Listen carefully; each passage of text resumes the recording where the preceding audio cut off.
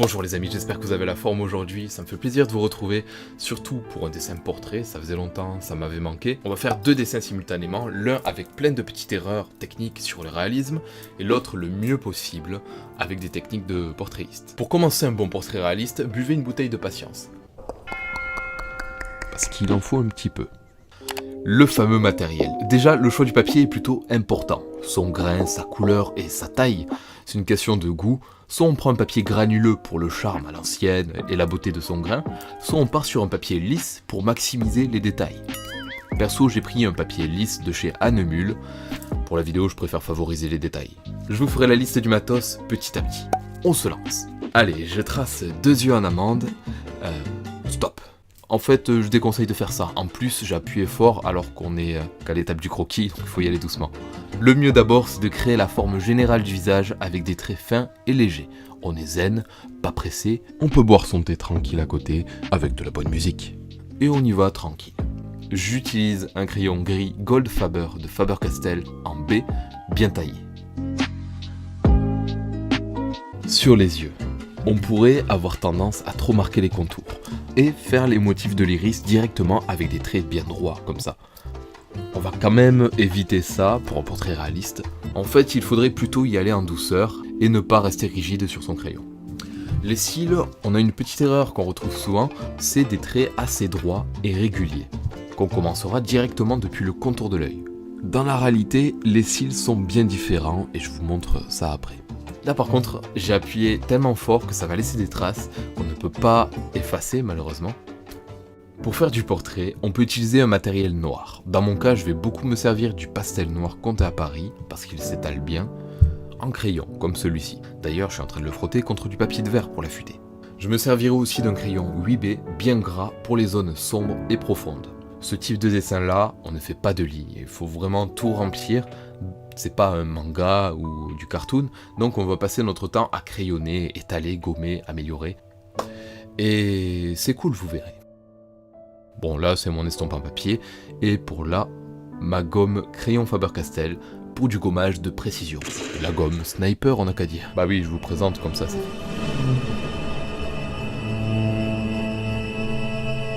On concentre les ombres en haut. Le contraire de là, puisque là on fait des niveaux de gris uniformes dans tout l'iris. Le pinceau, et je vous explique pourquoi un pinceau. C'est une technique d'estompe. Comme l'estompage qu'on ferait au papier, on retrouve ces techniques-là, qui s'appellent les techniques du pinceau sec, et elles vont nous permettre de faire les meilleurs dégradés, les plus fluides et les plus doux possibles. Plus caresser la feuille avec le pinceau, ou imbiber nos pinceaux de poudre de graphite directement, ou de charbon, puis voilà, l'étaler sur la feuille. On frotte le pinceau. Rond ou plat selon les zones, selon les goûts. Et on pourra faire des niveaux de gris en préservant une bonne harmonie.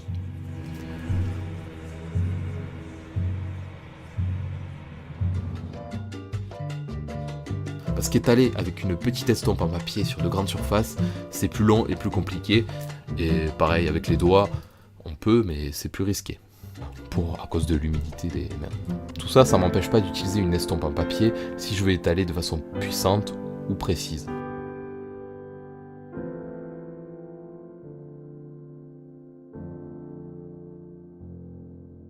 Au bout des sourcils, après ça arrive souvent qu'on suive la ligne du nez et qu'on crayonne vers l'oreille avec de longs traits comme ça.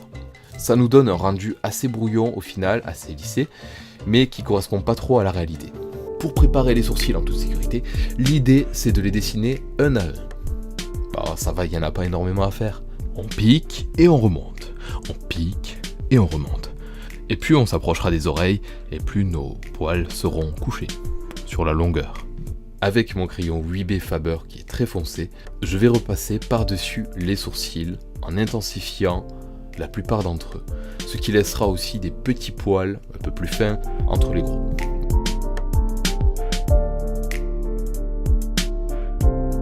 Donc on harmonise tout ça des deux côtés et on est pas mal. On arrangera au fur et à mesure. Les cils, on peut avoir tendance à faire des cils droits et trop réguliers qui partent du contour des yeux, mais dans la réalité c'est un peu différent. On aura des cils plus courbés à cause de la pesanteur, puis ils seront un peu plus épais côté oreille, et souvent ils se touchent, se croisent. Donc pas besoin d'en mettre 50, quelques paires suffisent. Et pour ceux du bas, idem, mais en beaucoup plus léger et espacé.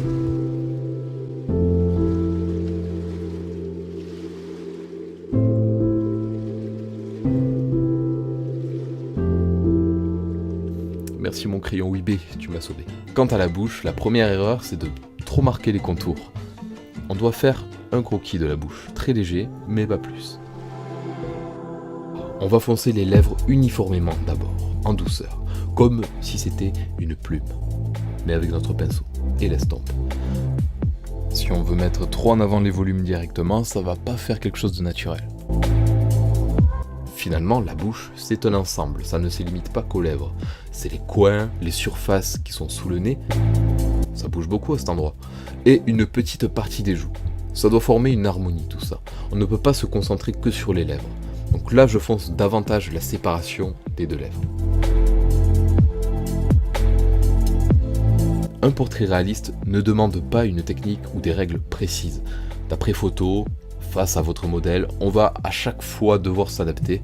De manière générale, il sera toujours très différent de l'un à l'autre, parce qu'on peut faire ça d'après photo, face à votre modèle directement, en comptant l'angle de vue du visage, les lumières, etc.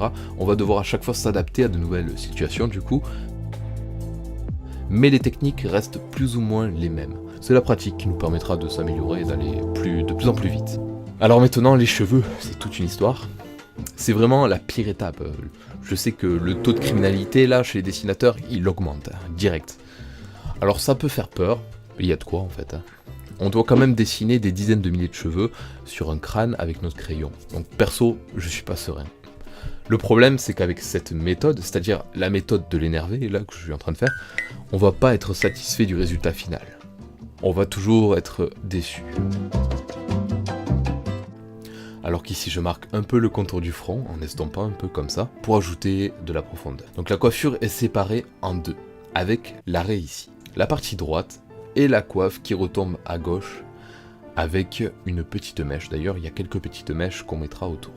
Je vais d'abord introduire les bords avec des petits cheveux, puis on ira saisir la direction que prennent les cheveux, en respectant l'arrêt toujours. Il faut faire des tracés de la longueur d'un cheveu. On doit éviter d'arrêter les cheveux si on ne les a pas terminés brutalement comme ça. Ça va carrément nous déstructurer une coiffure qui est censée être somptueuse et longue. On peut partir en dégradé, mais il ne faut pas l'arrêter net. Et là, on alternera avec des estompages légers au pinceau. On fait pareil de l'autre côté, on saisit les mèches principales. On intensifiera les bords.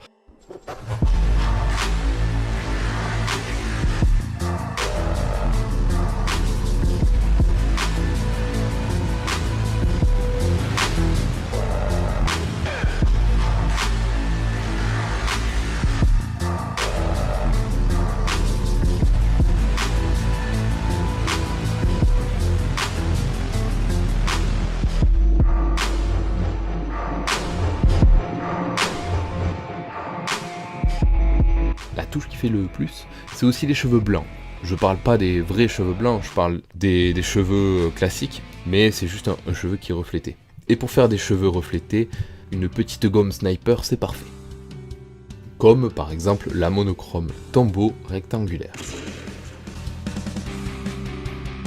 Une étape importante dans le réalisme des cheveux, c'est les cheveux vagabonds, qui se baladent seuls ou en couple. Donc faut pas hésiter à en ajouter, qui partent un peu dans tous les sens, déstructurés ou structurés. C'est des petits malins de toute façon. Alors, le cou et les vêtements. Bon, on y va franco parce que jusqu'ici, j'ai pas trop respecté ce dessin. J'appuie trop fort, c'est pas précis, je saute les étapes. Et même pour les vêtements, je fais du remplissage vraiment à l'arrache, en appuyant bien fort. Parce que mon problème à ce stade, c'est que je suis impatient de finir.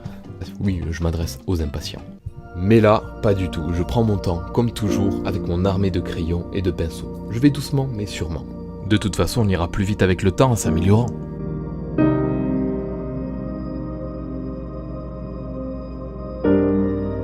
Le vêtement, par exemple, au lieu de me limiter à des ombres, on va plutôt faire une petite texture duveteuse en tamponnant avec la gomme.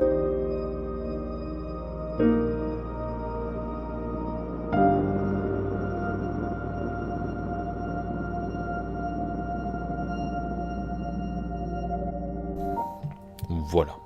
Regardez un peu ce que fait la réflexion sur le graphite. Si on incline la caméra, ça se reflète beaucoup, alors que les zones où on a mis du pastel, du charbon, restent noires et ne reflètent pas. On est sur la fin avec nos arrangements et les petits détails, comme les mini taches de rousseur. Alors perso, je ne suis pas maître dans les portraits, d'ailleurs ça faisait un petit moment que j'en avais pas fait. Je vous donne ce que je sais faire.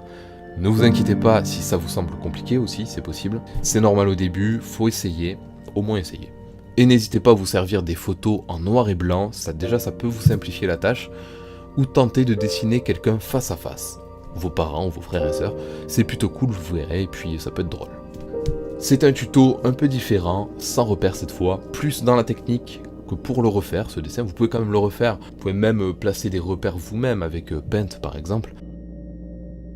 Pour ceux que ça intéresse, j'ai un petit compte Instagram, @tutodraw, dans lequel je publie plein de petites choses que je ne montre pas forcément sur YouTube d'ailleurs. Évidemment, essentiellement du dessin. Je fais plus de partage en ce moment, je sais pas pourquoi ça m'a piqué, je suis devenu actif, c'est nouveau. Donc je serais ravi de vous accueillir dans le petit comité d'Insta. Voilà, c'était le moment pub. C'était un tuto un peu différent, sans repère cette fois, c'était plus pour les techniques que pour refaire le dessin en fait. Après vous pouvez vous-même tracer vos propres repères avec Paint par exemple. Pour moi c'était cool de revenir sur un dessin un peu plus traditionnel. Si ça vous plaît, il y en aura d'autres, des tutos un peu comme ça. D'ailleurs n'hésitez pas si vous avez des idées ou des suggestions à me faire, allez à me les donner en commentaire. Merci beaucoup, je vous souhaite un bon dessin et que vos crayons soient libres, comme l'art.